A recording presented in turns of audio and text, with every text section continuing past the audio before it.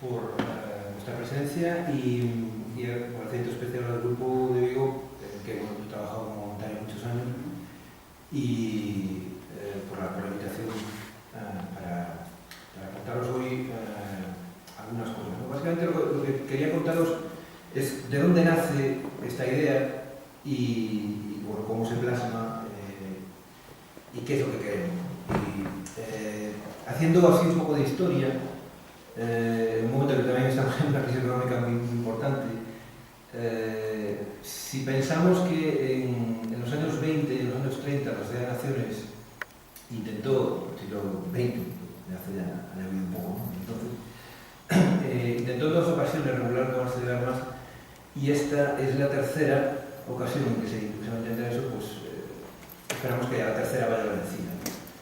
Y que no acabemos como acabó el intento de los años 30, ¿no? Con esa horrible Segunda Guerra Mundial que se vivió en el siglo XX.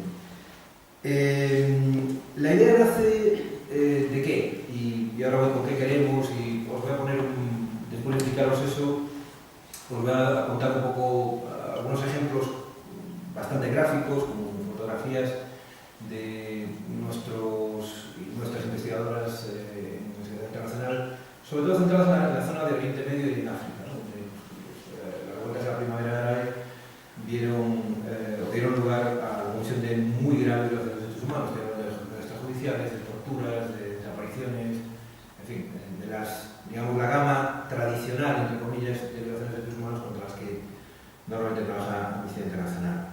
En el último año y medio, pues, a raíz de esas protestas, se intensificó esa situación. Tengo que disculparme por una cosa, y es que, como decía Tony, es verdad, estamos muy liados, porque la conferencia de negociación del tratado empieza dentro de nada, 2 semanas y media, el día 2 de julio en Nueva York, y la verdad es que andamos bastante liados. Entonces no he tenido mucho tiempo de preparar como me hubiera gustado, pues una presentación todo detallada que me hubiera gustado, ¿no? Pero bueno, tengo una que podemos utilizar y espero que os sirva para tener una visión general. Podemos hablar también del tema de España, si queréis, de las ventas de Zapatero, del gobierno del PP, pero bueno, eso no lo incluyo en la presentación, pero es un tema que a mí personalmente me gusta mucho. Entonces podemos hablar luego de cómo el famoso gobierno de Zapatero, pues desde 2004 hasta, sí, un poquito antes, de 2003, hasta que acabó su legislatura, pues aumentó en 6 veces las ventas de armas, ¿no? Pasaron de entre 200 y 300 millones a 1.200, 1.300 millones autorizados, realizados. Las ventas autorizadas son incluso una media bastante poco honrable para este gobierno anterior, ¿no? Y el actual ahora también. Pero bueno, luego hablamos de eso si tenéis interés. Bueno, ¿cómo nace la idea? ¿Y qué es lo que queremos que a finales de julio, el día 27, que será probablemente una madrugada muy larga, un mes de mucho calor que hace en julio, y lo vamos a parar, yo personalmente muy mal, el calor lo llevo horrible, y vamos a estar, probablemente estar altas horas de la madrugada del día 27 para ver si realmente hay o no hay un acuerdo, ¿no? Este tipo de cosas se cierran normalmente de madrugada y después de hablar las comas y los puntos seguidos y aparte. Efectivamente. Bueno, lo que queremos es un tratado sobre el comercio de armas. El acrónimo que tan típico es de nuestra organización y hacer ese tipo de cosas es el TCA, sobre el comercio de armas. Queremos un tratado, como decía Antonio, a prueba de bala. ¿Qué quiere decir eso? Bueno, un tratado que impida las transferencias de armas cuando exista un riesgo sustancial, lo que es importante, de que vayan a utilizarse en la comisión de graves violaciones de derechos humanos. ¿Qué quiere decir con un riesgo sustancial? Bueno, pues sobre todo una cosa, y es que basándose en el historial de derechos humanos del país receptor, el país exportador tendrá que hacer un análisis, eso es uno de los criterios que queremos que se incluya dentro del tratado, tendrá que hacer un análisis del posible uso que van a realizar de las armas exportadas. prestadas o transferidas. No es lo mismo exportar que transferir, luego hablaremos un poco de cuál es la diferencia. Eso en función de qué? Pues el historial, como decía antes, que te permita decir, bueno, no es lo mismo exportar unas pistolas a la gendarmería francesa que a la gendarmería argelina, o que al exportar material de defensa a las Fuerzas Armadas colombianas que a Noruega, unas fragatas, no es lo mismo. Y eso es, digamos, la piedra de toque, ¿no? que tendrá que marcar y será la prueba de fuego para el tratado. Si consigue impedir y que los gobiernos estén legalmente obligados a impedir ese tipo de transferencias, no autorizar todas las transferencias de armas, de autorizarlas a los gobiernos, pues será un paso adelante significativo que salvará vidas y contribuirá a la reducción sustancial de graves violaciones de derechos humanos que ocurran en el mundo. ¿Qué me refiero con qué es eso de graves violaciones de derechos humanos? Pues bueno, sin entrar en disquisiciones teológicas, que todos los abogados y todos los expertos en derecho internacional tienen opiniones diferentes al respecto, esto está muy claro. Y es ejecuciones extrajudiciales, es decir, los homicidios ilegítimos, desapariciones, torturas, destrucción de viviendas, lo que estamos viendo en Siria, lo que hemos visto en la primavera árabe, pues en Egipto, en Bahrein, en Libia, y Pilar nos puede contar muchas cosas sobre Libia, Irak y Afganistán, en otros lugares donde ha estado, y que probablemente su intervención sea bastante más interesante por haber estado sobre el terreno que lo que voy a contaros yo, porque siempre es más teórico y más centrado en, bueno, si queréis luego contar un poco más detalle, qué es lo que pasa en Nueva York y lo que ha pasado estos últimos años en la negociación del tratado. Por lo tanto, primero, criterios sólidos y fuertes que garanticen que las transferencias de armas van a proteger a los derechos humanos. ¿Eso es una utopía? No, es una realidad. Luego te explicaré por qué. Segundo, el tratado tiene esas tres grandes patas, ¿no? Primero, los criterios que todos los gobiernos tendrán que autorizar, cosa que hoy en día no ocurre, las transferencias de armas que se propongan. Segundo, ¿qué tipo de armas van a estar incluidas en el tratado y por lo tanto va a abarcar el tratado?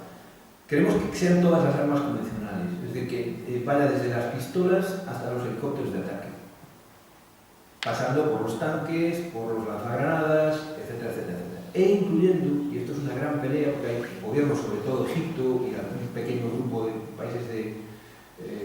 países árabes, básicamente los países del Golfo, pues se oponen a que se incluya el material para el cumplimiento, para las operaciones de seguridad interna y el cumplimiento de la ley. Estamos hablando de material que normalmente utilizan las fuerzas de seguridad tipo policía y otros cuerpos de fuerzas de seguridad que tienen competencias en el marco de hacer cumplir la ley. Estoy hablando de lo que es tan famoso, los tasers en Estados Unidos, que son esas pistolas que te disparan, pero que presuntamente no son letales, pero han cargado más de 100 personas en Estados Unidos y en Canadá en los últimos años. Estoy hablando de gas lacrimógeno, que no hay manera de que los egipcios, claro, obviamente después de haber recibido durante muchos años muchas transferencias de gas lacrimógeno estadounidenses, pues no quieren que se le ponga coto a esto, ¿no?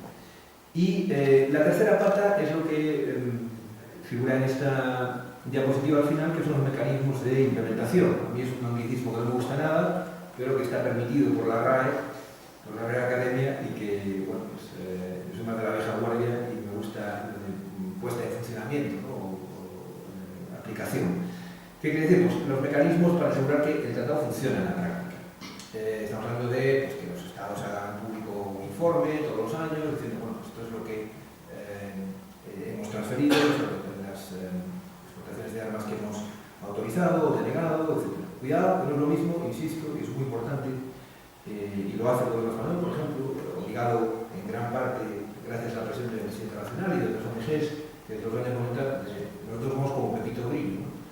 La mosca, entre comillas, y por el coloquialismo, la mosca cojonera, que está encima del gobierno y encima del Parlamento para que ejerza un control parlamentario sobre la venta de armas.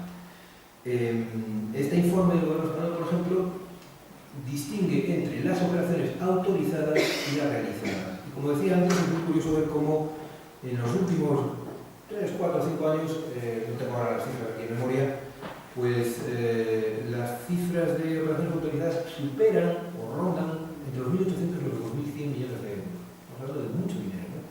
Y las operaciones realizadas son normalmente en torno a los 900, 1.000, 1.100, 1.200, que han pasado millones de euros. Como decía antes, creció exponencialmente desde los años 2000.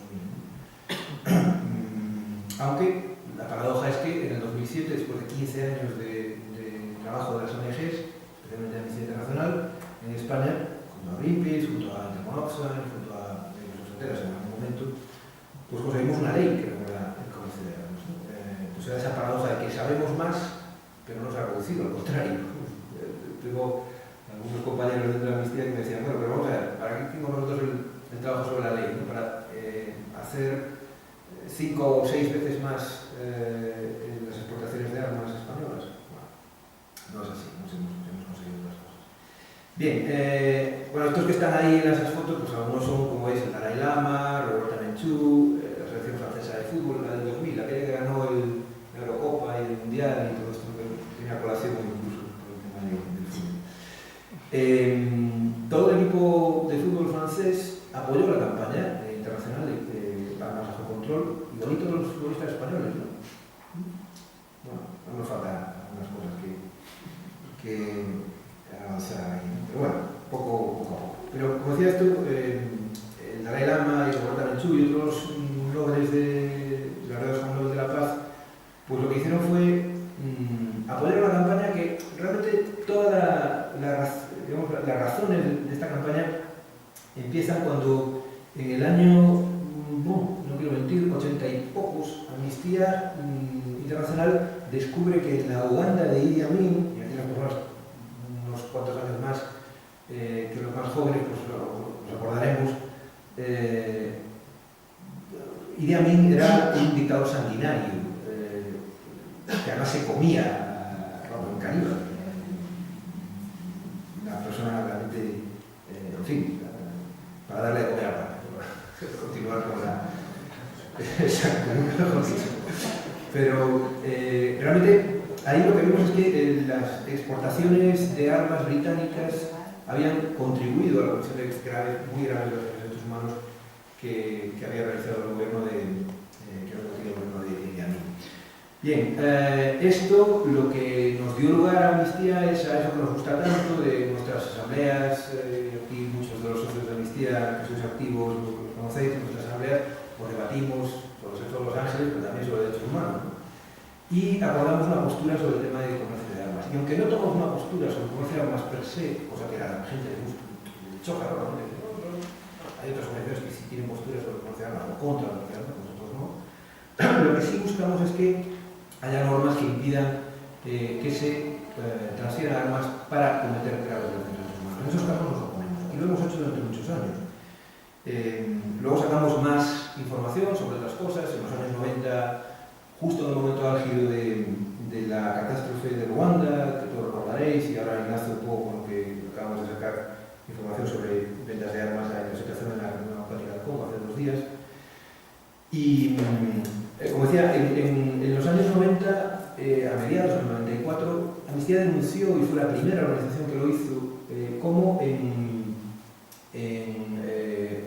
la entonces Zaire, que se llama la República Democrática del Congo, es un país enorme, gigantesco, uno de los países más grandes de África, si no es el mayor, está justo al lado de Ruanda. Bueno, pues, ¿cómo llegaban impunemente un montón de Antonovs, los antiguos aviones de transporte soviéticos, recordad, en 1994, recién caído el muro de Berlín, y esos Antonovs llevaban un montón de armas que intermediarios, muchas veces desde Albania, desde Francia, desde Italia y desde otros países, Israel incluso,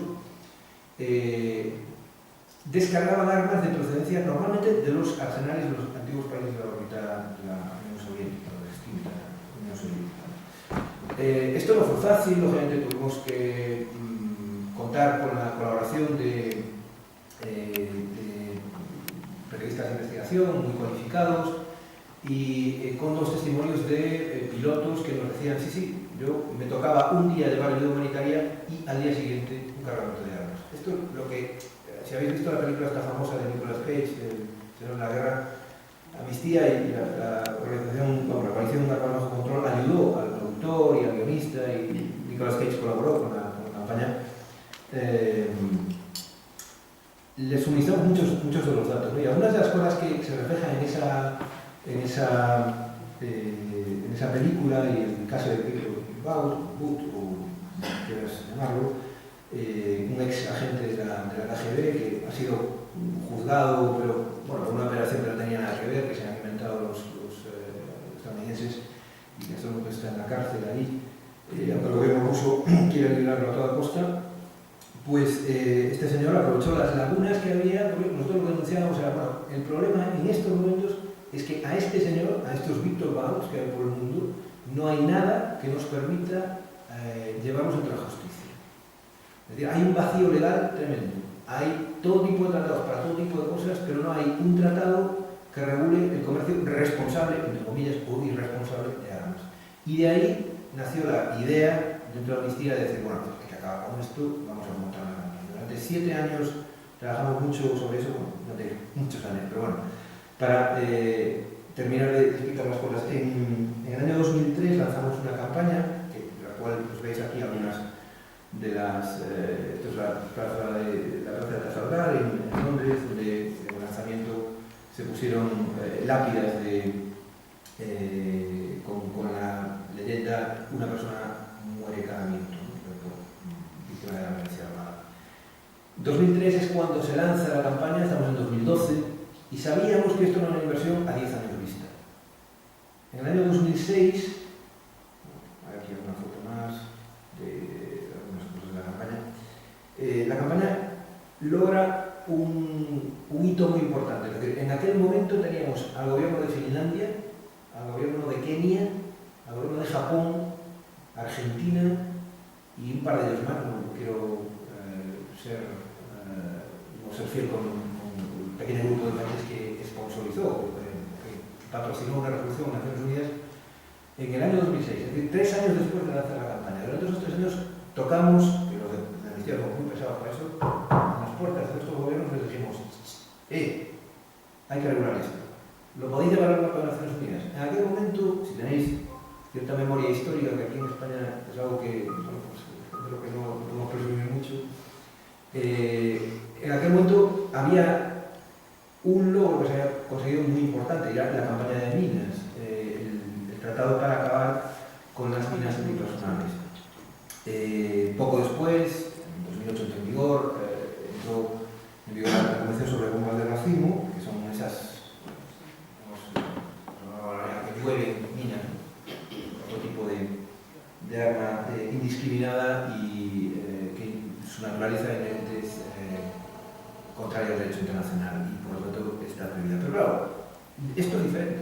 Es un tratado que regula el comercio de armas. No es un tratado de desarme, no es un tratado para acabar con el comercio de armas, aunque hay gente que le gustaría, ¿no? Pero bueno, no es eso. Y eso complica mucho las cosas. Hubo que ir muchas veces a Ginebra, que es donde está la referencia de desarme de Naciones Unidas, y hablar con una serie de diplomáticos que, bueno, imaginaban, ¿no?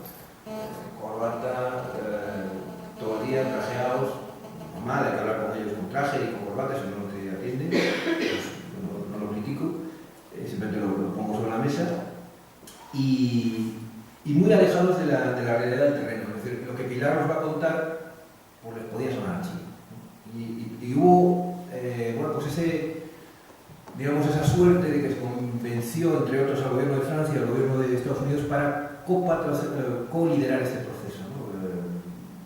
Presentaron una resolución a la Asamblea General de Naciones Unidas, que se celebra todos los años desde septiembre a diciembre en Naciones Unidas, la llevaron al primer comité, que es el comité de la ONU que se ocupa de temas de desarme, y histórico logro de la campaña. 153 países dijeron, ok, adelante. ¿Qué se dijo? Bueno, en Naciones Unidas, como hay que actuar por consenso, la cosa lleva su tiempo. Y dijeron, bueno, tomamos 3 añitos. 3 añitos. Vamos a crear un grupo de expertos. Después de crear un grupo de expertos gubernamentales, en que estaba España, conseguimos que se metieran en el tema, harán un informe. El informe, pues hará una consulta con los estados. Esto es lo que ocurrió en el 2007.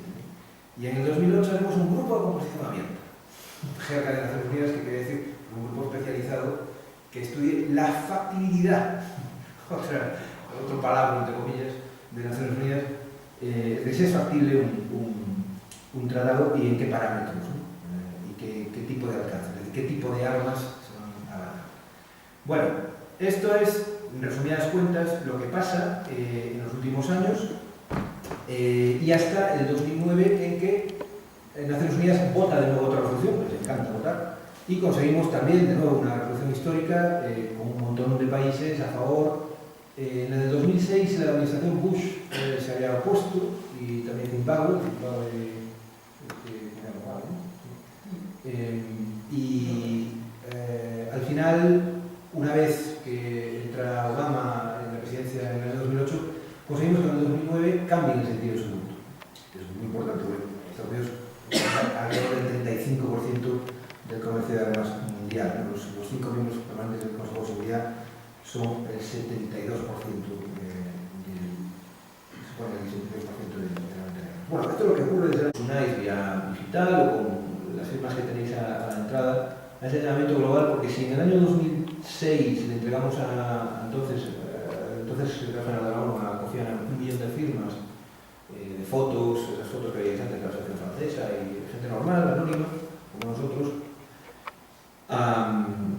pidiendo un tratado sobre el comercio de armas. Ahora, en el 2009, antes justo de la conferencia, queremos que sean no 1 millón y 1, sino muchos millones los que podamos entregar a Ban Ki-moon, al secretario general de la ONU, y decirle, oye, cuidado, esto hay que regularlo ya, ¿no? Y que los chinos, los estadounidenses, los rusos, los franceses, los británicos escuchen esto. Y con esto no han sido 5, sino 15 minutos lo que he pasado,